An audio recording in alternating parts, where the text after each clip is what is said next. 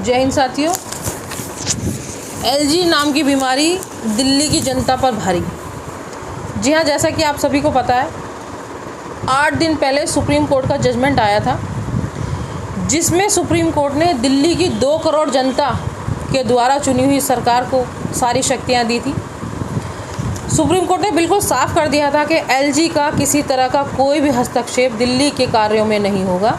लेकिन उस जजमेंट के ठीक 8 दिन बाद प्रधानमंत्री जी ने एक अध्यादेश पारित किया, जिसमें उन्होंने दिल्ली की जनता के द्वारा चुनी हुई सरकार से सारी शक्तियां छीन ली और छीनने के बाद एलजी को दे दी। ये एलजी नाम की बीमारी दिल्ली की जनता पर इतनी भारी क्यों पड़ रही है? जब 3 बार दिल्ली की जनता ने इतना बड़ा जनादेश दिया, दिल्ली की जनता ने आम आदमी पार्टी को इतना पसंद किया, आम आदमी पार्टी की बढ़ती हुई लोकप्रियता से आप इतने ज़्यादा परेशान हैं कि आपने दोबारा से सारी शक्तियां एलजी के हाथ में दे दी। हम आपसे पूछना चाहते हैं कि आप क्यों दिल्ली के साथ इतना दोगलापन कर रहे हो? क्यों आप दिल्ली के कार्यों को सुचारू रूप से नहीं होने देना चाह रहे? आप दिल्ली के विकास कार्यों में रोड़ा क्यों बन रहे हो? आपके पेट में क्यों दर्द होता है अगर दिल्ली वालों को अच्छी सुविधाएं मिलती हैं आम आदमी पार्टी के द्वारा? आप कुछ तो खुद तो कोई काम कर नहीं सकते, लेकिन जो अच्छा काम कर रही हैं पार्टियां, उनको आप रोकने का काम करते हो। आपके दिल में इतना खौफ पैदा हो गया है कि आने वाले चुनाव में कहीं आम आदमी पार्टी और बड़ी शक्ति ना बनकर साबित हो जाए, इसलिए आप दिल्ली के जो कार्य हैं, विकास के कार्य, उनको रोकना चाहते हो। आज नीतीश जी, तेजस्वी जी और उनके साथ आए सभी नेताओं ने दिल्ली की जनता के साथ हो रहे दुर्व्यवहार के खिलाफ आवाज़ उठाई। उन सभी ने इस एलजी नाम की बीमारी का विरोध किया और वह सभी चाहते हैं कि दिल्ली से ये एलजी नाम की बीमारी ख़त्म हो जाए, आम आदमी पार्टी अपनी सरकार सुचारू रूप से चला पाए, सारी शक्तियां आम आदमी पार्टी के पास हों। नीतीश जी पूरे देश में विपक्ष को जोड़ने का काम कर रहे हैं और अगर यह बिल राज्यसभा में, अगर यह अध्यादेश राज्यसभा में बिल के रूप में लाया जाता है और जो भी विपक्ष है वो एकजुट होकर इस बिल को हरा देता है, तो पूरे देश में एक मैसेज जाएगा कि भाजपा 2024 के चुनाव में बुरी तरह से हार रही है। ये जो लोग आपको बार बार नोट चेंज कराते हैं, नोट चेंज करो, नोट चेंज करो, नोट चेंज करो, मेरा वादा है आपसे, अगर एक बार आप लोगों ने वोट चेंज कर दी तो इनकी चिल्लड़ बन जाएगी।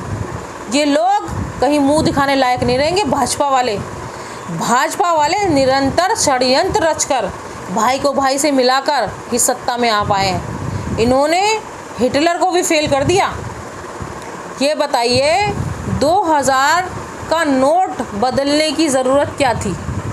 कर्नाटक के चुनाव में इतने मोटे पैमाने में इन लोगों ने पैसा लगाया, उसके बाद भी इन्हें मुंह की खानी पड़ी, ये लोग हार गए। अब जनता के पास अगर 4 रुपये इकट्ठे हो गए हैं तो उसको इन्हें निकालना ज़रूरी है। ये अपनी ब्लैक मनी को वाइट करना इन्हें ज़रूरी है। जगह जगह गलत काम कर रहे हैं, कोई अच्छा काम तो भाजपा करती नहीं। अब बेचारी माता बहनों ने अगर 10-5 हज़ार रुपये जमा भी किए होंगे तो वो उसे फिर वो उसमें कोर्ट में उसमें जमा करवाओ बैंक में। अब बैंक में फिर लाइनों में लगो। नोटबंदी में इतने सारे लोग शहीद हो गए, इतने सारे लोगों की जानें चली गई, कितनी माँओं के लाल चले गए, कितनी बहनों के पति चले गए, उसकी जिम्मेदारी कौन लेगा? अरे निकम्मो, तुम्हें शर्म नहीं आती? डूब के मर जाओ। तुमने देश के हालात बद से बदतर कर दिए। भाजपा जब से सरकार में आई है, जब से देश के हालात बद से बदतर हो गए हैं। अगर भाजपा के किसी कार्यकर्ता के पास बैठ जाओ कि तुम्हारे मोदी जी ने क्या अच्छे काम किए हैं, बेचारों की नज़रें शर्म से झुक जाती हैं। लोग इतने परेशान हो जाते हैं, उनकी समझ में नहीं आता कि हम क्या जवाब दें। लेकिन मोदी जी तो अपने आप में, वाह, उन्हें तो कुछ समझ में आता ही नहीं। वो तो सोचते हैं बस मैं राजा बना रहना है, चाहे मैं अंगूठा छापूँ। एक अनपढ़ राजा को चुनने की सज़ा हमारा भारत देश कब तक भुगतेगा? आप लोगों से यही कहना चाहूँगी कि बड़े सोच समझकर इस बार राजा चुनिएगा। आपने ऐसे लोगों को राजा बना दिया, इस तरह के लोगों को तो लोग मकान भी किराए पे नहीं देते, आपने देश दे दिया। इन बेऔलादों की सरकार आपने ला के रख दी तो इन्हें क्या पता चलेगा कि आप लोगों को और हमें कैसे दर्द होता है, कैसे घर चलाया जाता है, कैसे बच्चों को पढ़ाया जाता है। आज पूरे देश के कितने बुरे हालात हैं। रोज़गार पे भाजपा बात करना नहीं चाहती, महिला सुरक्षा पे भाजपा बात करना नहीं चाहती, बच्चों की शिक्षा पे भाजपा बात करना नहीं चाहती, व्यापारियों के व्यापार के बारे में भाजपा बात नहीं करना चाहती। वो सिर्फ नौटंकी करना चाहती है।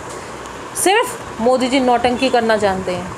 मैं आपसे निवेदन करना चाहती हूँ कि अपने देश को बचा लीजिए, इन लोगों के हाथ से अपने देश को बचा लीजिए।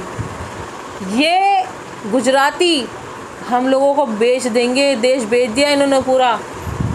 आप लोगों से निवेदन करना चाहती हूँ कि जब भी चुनाव हो आप भाजपा को वोट मत दीजिएगा, भले ही किसी को दे दीजिएगा, क्योंकि भाजपा जब जब आई है देश में सर्वनाश लाई है। इस एलजी नाम की बीमारी को दिल्ली से उखाड़ फेंकना है। आप सभी से निवेदन है, आने वाले चुनाव में भाजपा को बिल्कुल वोट मत दीजिएगा और वोट ऐसे व्यक्ति को दीजिएगा जो आपके बच्चों का भविष्य बना सके, जो देश का भविष्य बना सके। इन गद्दारों के हाथ से अपने देश को निकालना है, तभी हमारा देश आगे बढ़ेगा, तभी बाबा साहब का सपना साकार होगा। जय भीम, नमो बुद्धाय।